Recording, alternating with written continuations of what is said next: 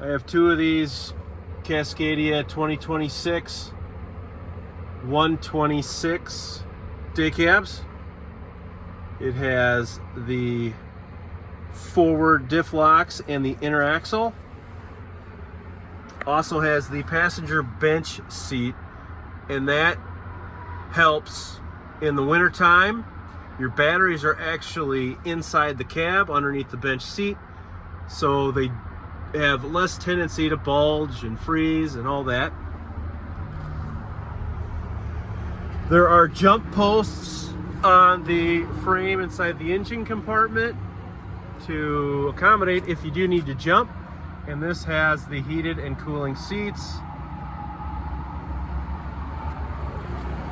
Moving to the outside, sliding fifth wheel and a Pintle hook and removable mud flaps. We do have side guard assist. We have collision mitigation, adaptive cruise control on this truck. A couple 80-gallon tanks.